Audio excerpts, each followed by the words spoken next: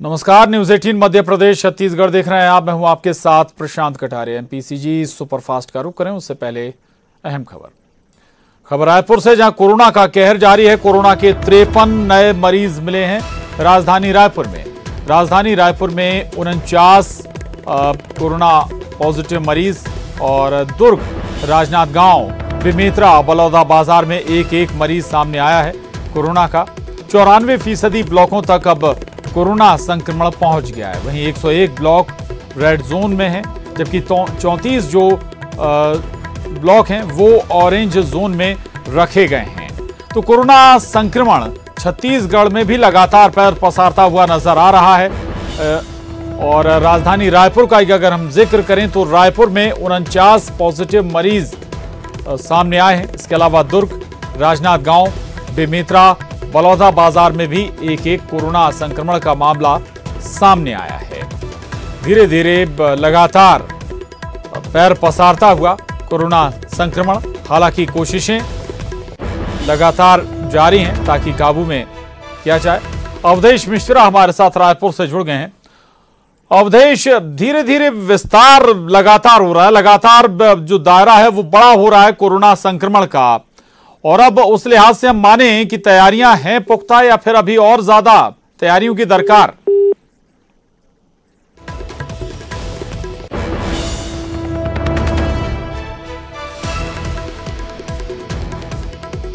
दोबारा अवधेश का रुख करेंगे, लेकिन एक बार फिर बता दें आपको कि कोरोना संक्रमण के मामले अब धीरे धीरे छत्तीसगढ़ में बढ़ते हुए 94% जो ब्लॉक हैं उन तक कोरोना का संक्रमण पहुंच गया है।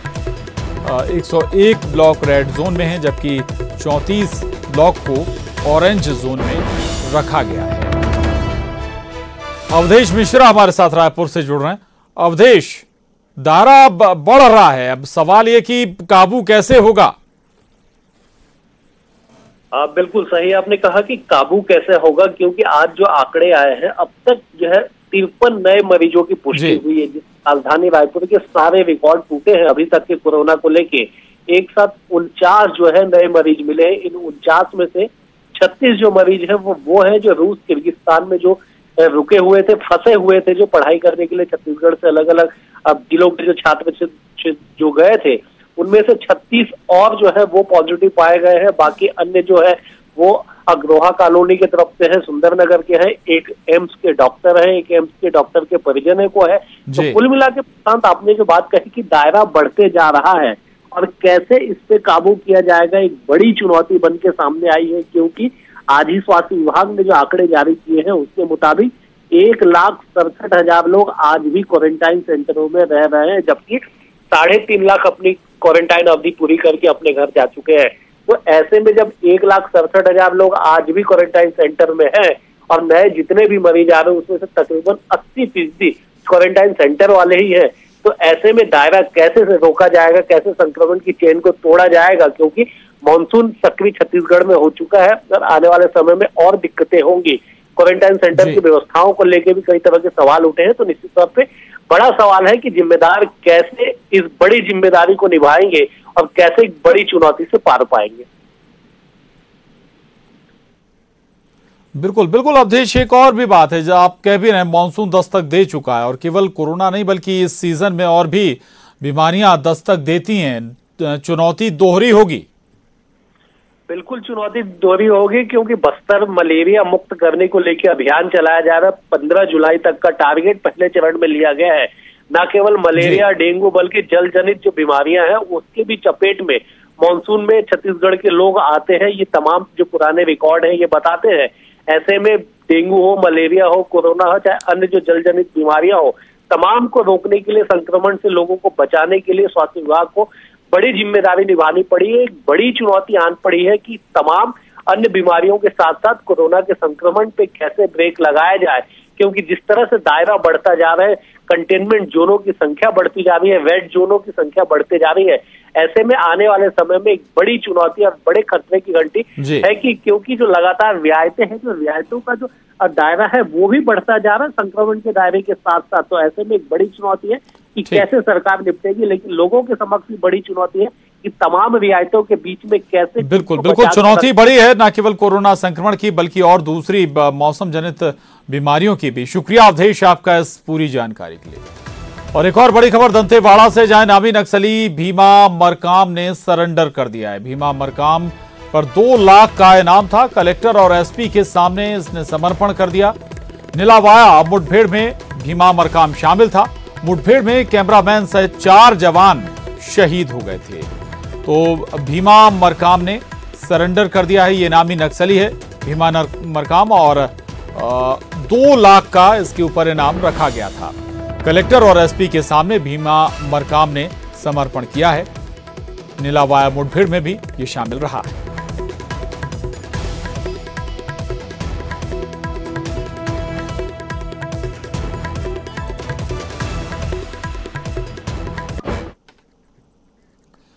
और अब रुक करेंगे एमपीसीजी सुपरफास्ट 100 का। कोरोना काल में पीएम मोदी ने छठी बार देश को संबोधित किया। कहा, अनलॉक 1 के बाद बढ़ी लापरवाही लोगों को लॉकडाउन के दौरान जैसी ही बरतनी होगी सतर्कता। देश में कोई नहीं सोएगा भूखा। पीएम गरीब कल्याण अन्न योजना के विस्तार का ऐलान। नवंबर तक 80 करोड़ लोगों को मिलेगा मुफ्त अनाज। केंद्रीय गृह मंत्रालय ने अनलॉक 2 की गाइडलाइंस जारी कर दी है। कोरोना वायरस के कंटेनमेंट जोन से बाहर के इलाकों में कई गतिविधियों में छूट होगी, जबकि कंटेनमेंट जोन में लॉकडाउन को सख्त बनाने का प्रावधान है। नई गाइडलाइंस 1 जुलाई से प्रभावी होंगी। अनलॉक 2 सीमित संख्या में घरेलू उड़ानों और सवारी ट्रेनों की अनुमति दी गई है। इनका संचालन आगे भी जारी रहेगा। रात्रि कर्फ्यू का समय बदला गया है। अब ये रात 10 बजे से सुबह 5 बजे तक लागू होगा। दुकानों में 5 लोगों से ज्यादा भी जुट सकते हैं, लेकिन इसके लिए सोशल डिस्टेंसिंग का पूरा ख्याल रखना होगा। स्कूल, कॉलेज और कोचिंग संस्थान 31 जुलाई तक बंद रखे जाएंगे। Metro, cinema halls, gym, swimming pool, entertainment park, theatre, bar, auditorium और असेंबली हॉल बंद रहेंगे। 65 साल से ज्यादा उम्र के लोगों, गंभीर बीमारी से पीड़ित गर्भवती महिला और 10 साल से कम उम्र के बच्चों को घर में रहने की सलाह दी गई है। सरकार ने लोकप्रिय चीनी ऐप टिकटॉक समेत 59 चीनी ऐप पर प्रतिबंध लगा दिया। टिकटॉक के अलावा जिन अन्य लोकप्रिय ऐप को बैन का सामना करना पड़ा है उनमें शेयरइट, हेलो, यूसी, ब्राउजर, लाइकी और वीचैट समेत कुल 59 ऐप शामिल हैं। कांग्रेस के पूर्व अध्यक्ष और वर्तमान में कांग्रेस सांसद राहुल गांधी ने एक बार फिर वीडियो जारी कर केंद्र सरकार पर निशाना साधा। राहुल ने पीएम से पूछा है कि चाइना भारत के 4 जगहों पर जमीन कब्जा कर बैठा है, उसे कब वहां से निकालेंगे। वहीं देश की अर्थव्यवस्था को दुरुस्त करने का एक सुझाव भी राहुल गांधी ने पीएम को दिया है। मध्य प्रदेश में आज कोरोना के 50 नए मामले सामने आए। भोपाल में 40, धार में 4, खंडवा में 3 पॉजिटिव केस मिले हैं। वहीं बड़वानी में 1, रतलाम में 2 मामले सामने आए।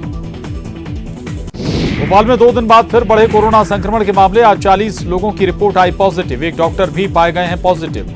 25वीं बटालियन का जवान भी कोरोना संक्रमित निकला है। इंदौर में एक बार फिर कोरोना के आंकड़ों में तेजी आई है। जिले में 45 नए मरीजों की पुष्टि टेस्ट के बाद हुई है, जिसके बाद मरीजों की संख्या 4709 पर पहुंच गई है। मेडिकल बुलेटिन में 3 और कोरोना पॉजिटिव मरीज की मौत की पुष्टि के बाद अब तक की मौत का आंकड़ा 229 पर पहुंच गया है। प्रदेश में कमलनाथ सरकार के गिरने के 100 दिन पूरे होने पर कांग्रेस आज काला दिवस मना रही है। भोपाल में रोशनपुरा चौराहे पर कांग्रेस ने प्रदर्शन किया। शिवराज सरकार के 100 दिन होने पर इंदौर में कांग्रेस ने काला दिवस मनाया। काले कपड़े पहनकर किया विरोध प्रदर्शन। मंजीरे बजाकर गाए भजन। रघुपति राघव राजा राम सरकार को सद्बुद्धि दे भगवान। जबलपुर के सिविक सेंटर पार्क में कांग्रेस ने काला दिवस मनाया। प्रदेश के पूर्व मंत्री लखन घनघोरिया ने कहा कि जो काम हमने 15 महीने में जनता के लिए किया वो 15 सालों में कभी नहीं हुआ। कटनी में कांग्रेस कार्यकर्ताओं ने कचहरी तिराहे पर काले झंडे लहराए, साथ ही काले गुब्बारे छोड़कर बीजेपी सरकार का विरोध करते हुए सरकार के खिलाफ नारेबाजी भी की गई। मध्य प्रदेश की बीजेपी सरकार के 100 दिन पूरे होने के विरोध में कांग्रेस की विदिशा इकाई ने प्रदर्शन किया। इस दौरान कांग्रेस कार्यकर्ताओं और पुलिस के बीच पुतला दहन को लेकर झड़प भी हुई। एमपी कांग्रेस के नेताओं ने प्रेस कॉन्फ्रेंस में शिवराज सरकार पर हमला बोलते हुए पूर्व मुख्यमंत्री कमलनाथ सहित दूसरे कांग्रेस नेताओं के फोन टैपिंग और जासूसी कराने का आरोप लगाया। प्रेस कॉन्फ्रेंस में पूर्व मंत्री जीतू पटवारी ने कहा कि पूर्व सीएम कमलनाथ और उनके आसपास काम करने वाले लोगों का फोन टैप हो रहा है। कांग्रेस के काला दिवस मनाने पर बीजेपी ने तंज कसा है। बीजेपी प्रदेश अध्यक्ष वीडी शर्मा का ट्वीट, 100 दिन पहले प्रदेश को 15 महीने के कुशासन से मुक्ति मिली थी, प्रदेश की जनता को राहत की सांस मिली थी। काला दिवस के जवाब में बीजेपी 3 जुलाई को उपलब्धि दिवस मनाएगी, लोगों को सरकार के 100 दिन की उपलब्धि बताएगी। वहीं कांग्रेस के काला दिवस मनाने पर बीजेपी ने निशाना साधा।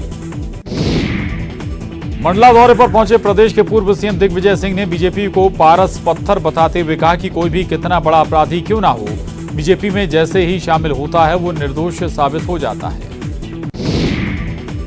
इंदौर की सांवेर विधानसभा सीट पर उपचुनाव की रणनीति बनाने के लिए कांग्रेस की बैठक में शामिल नेताओं के बीच विवाद हो गया। नौबत मारपीट की धमकी पर पहुंच गई। अब जहां पूरे मामले पर कांग्रेस नेता सफाई देते फिर रहे हैं, वहीं बीजेपी इस पर मजे ले रही है। मध्य प्रदेश में मंत्रिमंडल विस्तार पर संशय बरकरार है। केंद्रीय नेतृत्व के साथ दिल्ली में 2 दिन की माथापच्ची के बाद शिवराज वापस भोपाल आ गए हैं। राजनीतिक हलकों में कयासों का दौर जारी है।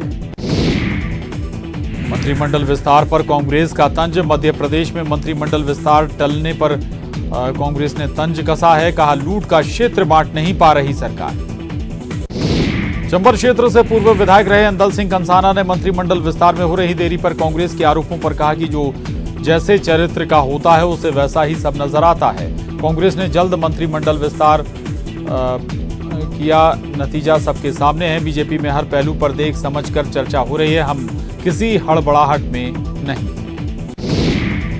मंत्रिमंडल विस्तार से पहले पूर्व नेता प्रतिपक्ष गोपाल भार्गव ने न्यूज 18 से बातचीत में कहा कि पार्टी को पूरा जीवन देने वालों का सम्मान होना चाहिए, साथ ही वरिष्ठ नेताओं के जनाधार और अनुभव का लाभ पार्टी को लेना चाहिए। इसके साथ ही उन्होंने चेताया कि अनुभव का लाभ न लेने से ही कांग्रेस का ये हाल हुआ है। मध्य प्रदेश ने भी चीन के 59 ऐप को बैन किया। गृह मंत्री नरोत्तम मिश्रा ने आदेश जारी करने के निर्देश दिए। हरदा जिले में कोरोना संक्रमण के मरीज बढ़ रहे हैं, बावजूद शासकीय कार्यालयों में कर्मचारी मास्क पहनने में लापरवाही कर रहे हैं। जो कर्मचारी नियमों को तोड़ रहे हैं उनमें बड़े अधिकारियों के ड्राइवर, स्टेनो बाबू शामिल हैं। ऐसे कर्मचारियों की तस्वीरें न्यूज 18 की टीम ने कैमरे में कैद की। मुरैना की अंबाला सीट से पूर्व विधायक रहे कमलेश जाटव ने कहा कि कांग्रेस जो आरोप सरकार को लेकर लगा रही है वो पूरी तरह से गलत है। पैसे लेने का जो आरोप कांग्रेस मुझ पर लगा रही है, अगर उसे कांग्रेस सिद्ध कर दे तो वो राजनीति से संन्यास ले लेंगे।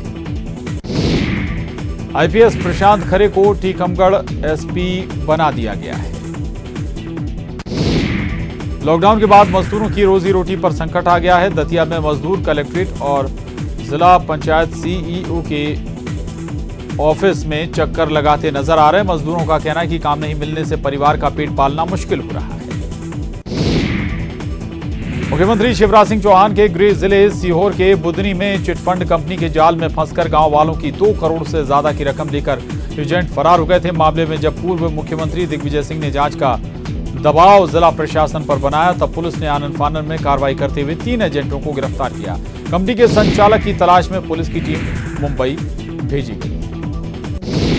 बुरहानपुर नगर निगम में पीएम आवास योजना के तहत हितग्राहियों की लगातार शिकायतें बढ़ती जा रही हैं, लेकिन नगर निगम के जिम्मेदार अफसर इन शिकायतों को बजाय गंभीरता से लेने के इन्हें अनदेखा कर रहे हैं। बुरहानपुर में एसपी ने जिले में अपराधों के दबाव को कम करने के लिए नया प्लान जारी किया है। प्लान के मुताबिक फरार वारंटी आरोपियों की तेजी से धरपकड़ के लिए उनकी सूचना या पकड़वाने में मदद करने वालों को उतनी राशि इनाम के तौर पर देने की घोषणा की है। सतना के अमरपाटन में स्टेट बैंक के बाहर बाइक चोरी कर रहा एक आरोपी भीड़ के हत्थे चढ़ गया। लोगों ने आरोपी की जमकर पिटाई की और पुलिस के हवाले कर दिया। बढ़ते बिजली के दाम और कटौती को लेकर कांग्रेसियों ने अलीराजपुर के बिजली विभाग के सामने प्रदर्शन कर नारेबाजी की। बिजली विभाग के अधिकारियों को गुलाब के फूल भेंट कर चेतावनी दी।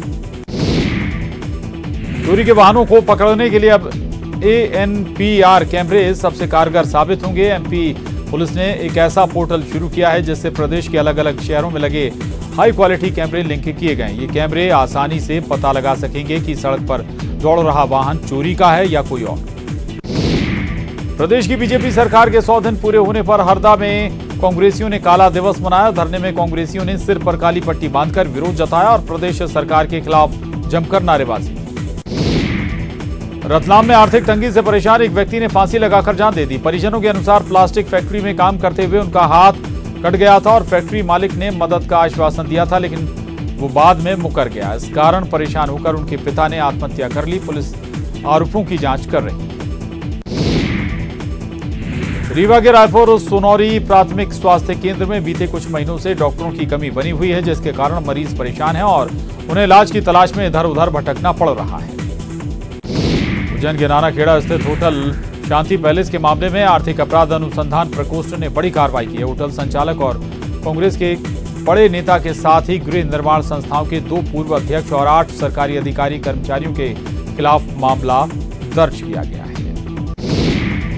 और यहां वक्त एक छोटे से ब्रेक का है। ब्रेक के बाद भी खबरों का सिलसिला लगातार जारी है और ब्रेक के बाद बड़ी खबर है। अर्चना जायसवाल एमपी कांग्रेस में समन्वय नियुक्त की गई हैं। मोर्चा संगठन और पदाधिकारियों से समन्वय का काम करेंगी अर्चना जायसवाल। आपको बता दें कि पीसीसी चीफ कमलनाथ ने अर्चना जायसवाल को ये जिम्मेदारी दी है। तो अर्चना जायसवाल मध्य प्रदेश कांग्रेस में समन्वयक के तौर पर काम करेंगी।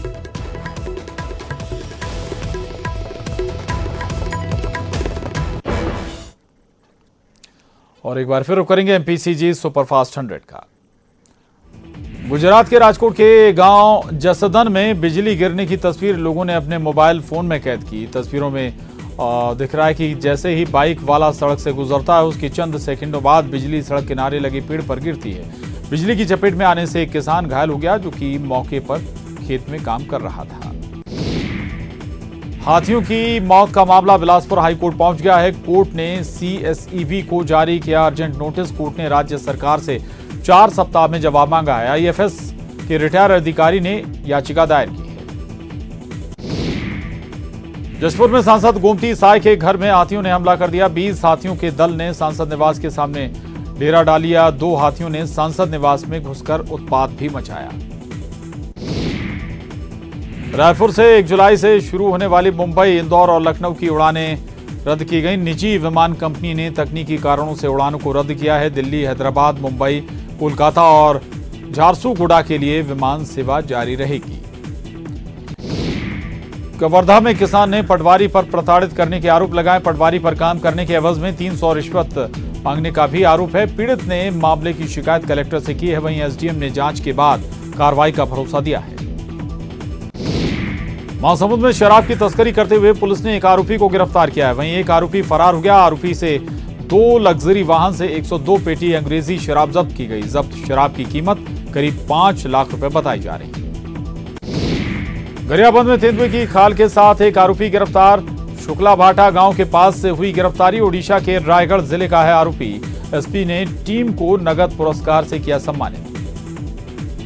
रायपुर में बुधवार से खुलेगा जंगल सफारी। 99 दिनों बाद खुलेगा जंगल सफारी। गर्भवती महिलाओं, 10 वर्ष से कम उम्र के बच्चों का प्रवेश वर्जित रहेगा। सीसीटीवी कैमरे से की जाएगी निगरानी।